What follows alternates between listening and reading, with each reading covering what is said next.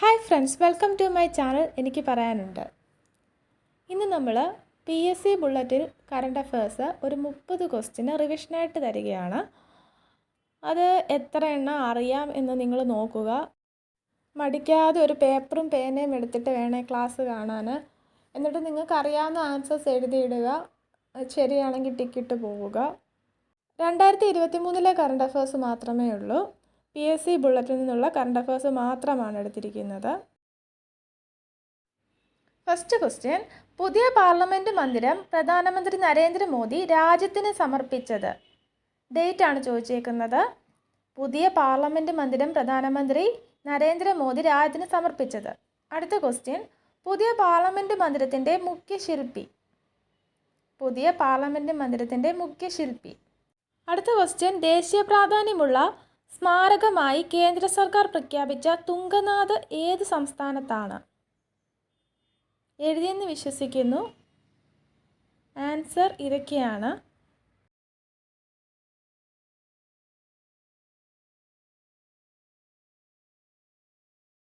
അടുത്ത ക്വസ്റ്റ്യൻ, മേത്തി സമുദായത്തിൻ്റെ പട്ടികവർഗ പദവി നൽകുന്നതുമായി ബന്ധപ്പെട്ട് സംഘർഷം നടക്കുന്ന സംസ്ഥാനം.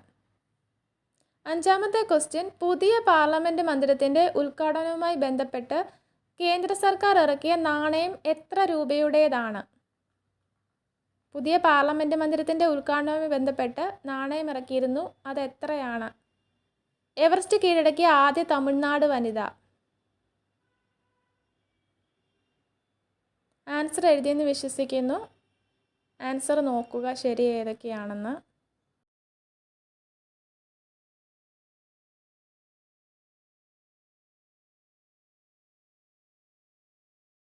രണ്ടായിരത്തി 2023 ഇന്ത്യ വിയറ്റ്നാമിന് നൽകിയ മിസൈൽ കോർബെറ്റ്.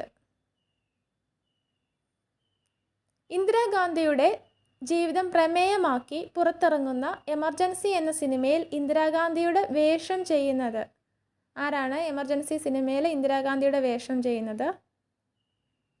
ഒൻപതാമത്തെ ക്വസ്റ്റ്യൻ, ശശീന്ദ്രൻ മുത്തുവേലും ഭാര്യ ശുഭ ശശീന്ദ്രനും ചേർന്ന് ഏത് കൃതിയാണ് പാപ്പുവ ന്യൂഗിനിയയുടെ ഔദ്യോഗിക ഭാഷയായ ടോക് പിസിനിലേക്ക് വിവർത്തനം ചെയ്തത്? ശശീന്ദ്രൻ മുത്തുവേലും ഭാര്യ ശുഭ ശശീന്ദ്രനും ചേർന്ന് ഏത് കൃതിയാണ് വിവർത്തനം ചെയ്തത് എന്നാണ് ചോദിച്ചിരിക്കുന്നത്.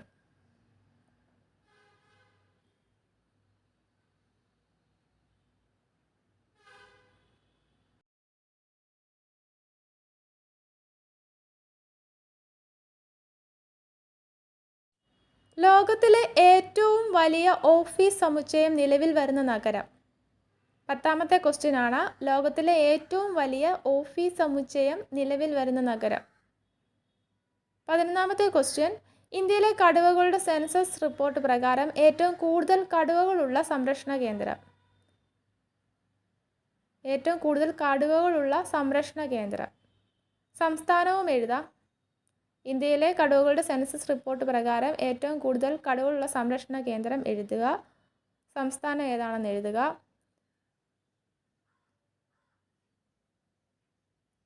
12ാമത്തെ ക്വസ്റ്റ്യൻ, ആനകളുടെ സഞ്ചാരം അറിയിക്കുന്നതിനായി എലിഫന്റ് ട്രാക്ക് ആപ്ലിക്കേഷൻ ആരംഭിച്ച സംസ്ഥാനം.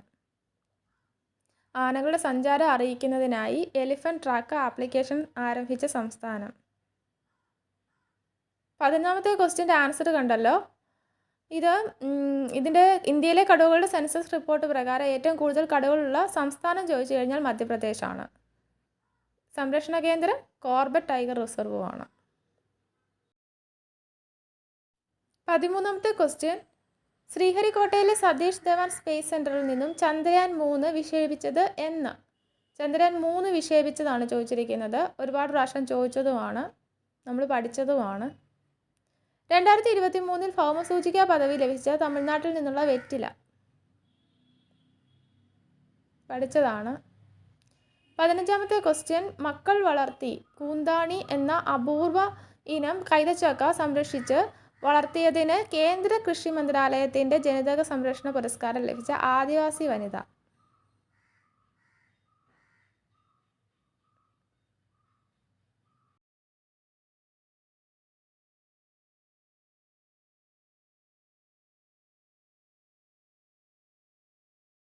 തമിഴ്നാട്ടിലെ ആദ്യ വനിതാ പാപ്പാൻ. ഇന്ത്യയിലെ ആദ്യത്തെ ലേണിംഗ് ബുക്ക്. ആമസോൺ ഇന്ത്യയുടെ ആദ്യത്തെ ഫ്ലോട്ടിംഗ് സ്റ്റോർ ഉദ്ഘാടനം ചെയ്തത് ഏത് തടാകത്തിലാണ്? 18 ക്വസ്റ്റ്യൻസ് കഴിഞ്ഞു. തമിഴ്നാട്ടിലെ ആദ്യ വനിതാ പാപ്പാൻ ആരാണ്? ബെല്ലിയാണ്. ഇന്ത്യയിലെ ആദ്യത്തെ ലേണിംഗ് ബുക്ക് ഏതാണ്? ജിയോ ബുക്കാണ്. ആമസോൺ ഇന്ത്യയുടെ ആദ്യത്തെ ഫ്ലോട്ടിംഗ് സ്റ്റോർ ഉദ്ഘാടനം ചെയ്തത് ഏത് തടാകത്തിലാണ്? ദാൽ തടാകത്തിലാണ്. 14ാമത് ലോക സുഗന്ധവ്യഞ്ജന കോൺഗ്രസിന് വേദിയാകുന്ന നഗരം. ലോക സുഗന്ധവ്യഞ്ജന കോൺഗ്രസിന് വേദിയാകുന്ന നഗരം. 20ാമത്തെ ക്വസ്റ്റ്യൻ. ക്രൈം സെക്യൂരിറ്റിയുമായി ബന്ധപ്പെട്ട G20 സമ്മേളനത്തിന് വേദിയായത്. G20 സമ്മേളനത്തിന് വേദിയായത്. ക്രൈം സെക്യൂരിറ്റിയുമായി ബന്ധപ്പെട്ട് G20 സമ്മേളനത്തിന് വേദിയായത്.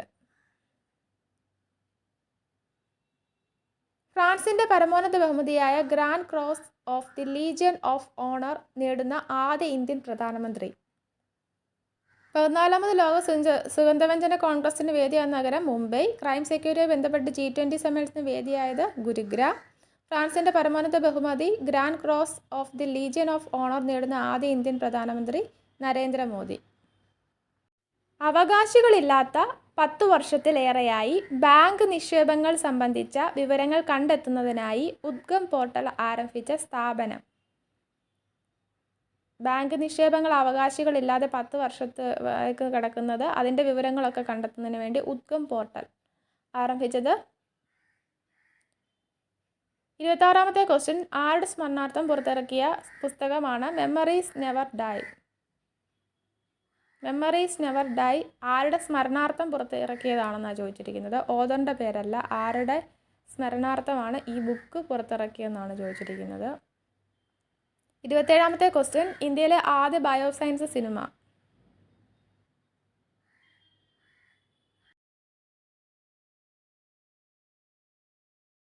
അവകാശികളില്ലാതെ 10 വർഷത്തിലേറെയായി ബാങ്ക് നിക്ഷേപങ്ങൾ സംബന്ധിച്ച വിവരങ്ങൾ കണ്ടെത്തുന്നതിന് വേണ്ടി ഉദ്ഗം പോർട്ടൽ ആരംഭിച്ച സ്ഥാപനം RBI ആണ്. മെമ്മറീസ് നെവർ ഡൈ ആരുടെ സ്മരണാർത്ഥമാണ്? APJ അബ്ദുൽ കലാമിൻ്റെ സ്മരണാർത്ഥമാണ്. ഇന്ത്യയിലെ ആദ്യ bioscience cinema the vaccine war ആണ്. കോവിഡിനെ സംബന്ധിച്ചിട്ടുള്ളതാണ്. 28ാമത്തെ ക്വസ്റ്റ്യൻ. 2023 ലോകമാന്യ തിലക് ദേശീയ അവാർഡിന് അർഹനായത് ആരാണ്? 2023 ലോകമാന്യ തിലക് ദേശീയ അവാർഡിന് അർഹനായത്. അടുത്തതൊരു പദ്ധതിയാണ്. പട്ടികജാതി വിദ്യാർത്ഥികൾക്കായി ഗുണമേന്മയുള്ള വിദ്യാഭ്യാസം നൽകുന്നതിന് കേന്ദ്ര സർക്കാർ ആരംഭിച്ച പദ്ധതി. പട്ടികജാതി വിദ്യാർത്ഥികൾക്ക് ഗുണമേന്മയുള്ള വിദ്യാഭ്യാസത്തിന് വേണ്ടി. ഇനി TN ശേഷൻ്റെ ആത്മകഥ അദ്ദേഹത്തിൻ്റെ മരണാനന്തരം പുറത്തിറങ്ങി. അത് ഏതാണെന്നാണ് ചോദിച്ചിരിക്കുന്നത്. 2023 ലോകമാന്യ തിലക് ദേശീയ അവാർഡിന് അർഹനായത് നരേന്ദ്രമോദിയാണ്. പട്ടികജാതി വിദ്യാർത്ഥികൾക്ക് ഗുണമേന്മയുള്ള വിദ്യാഭ്യാസം നൽകുന്നതിന് കേന്ദ്ര സർക്കാർ ആരംഭിച്ച പദ്ധതിയാണ് ശ്രേഷ്ഠ. 2023 മരണാനന്തരം പുറത്തിറങ്ങിയ TN ശേഷൻ്റെ ആത്മകഥയാണ് through the broken glass. Video ഉപകാരപ്പെട്ടെങ്കിൽ ലൈക്ക് ചെയ്യുക, ഷെയർ ചെയ്യുക. Thanks for watching.